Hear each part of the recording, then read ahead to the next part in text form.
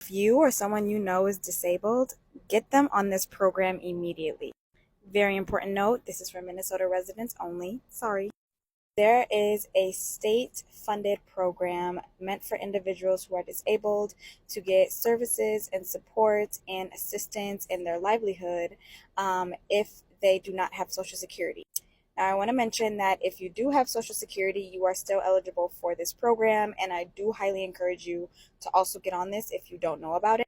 There are a few different waivers that are funded by the state for disabled folks. It depends on your disability, and it depends on what the state approves you eligible for. The most common one that folks are mostly eligible for is called the CADDY waiver. The CADDY waiver is for folks with all ranges of mental and physical disabilities. And the big thing is that you must be between the ages of 18 and 55. I will double check that. But if you are a senior, you automatically qualify for an elderly waiver and not the CADDY waiver. But it's still another waiver that I highly encourage folks to use if they need services and support and are low income and can't work due to their disability.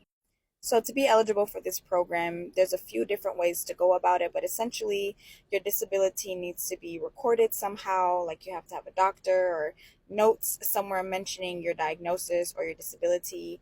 And it can be between chronic depression, anxiety, bipolar, to being an amputee or having diabetes.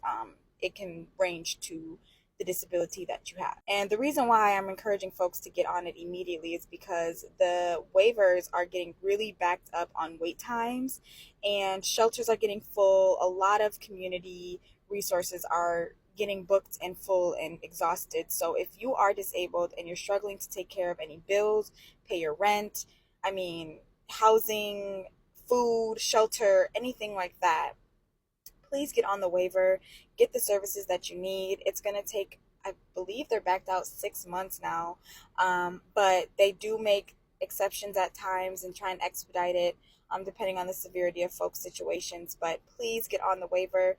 They open you up to a ton of resources and support, and a lot of people believe you have to be on SSI or Social Security.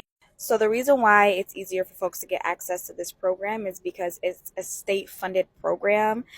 So the rules and the regulations are different, and it's also based on the county, whereas Social Security is federally funded. So it's like one straight process, and it's a little bit more scrutiny, I guess to say.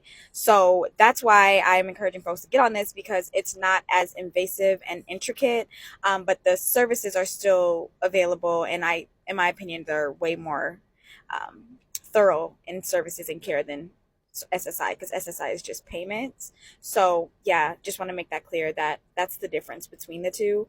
And so yeah, get on these waivers, y'all. Figure out what your disability falls under. There's a TBI waiver, there's CADDY, there's CAC, there's a bunch of different ones.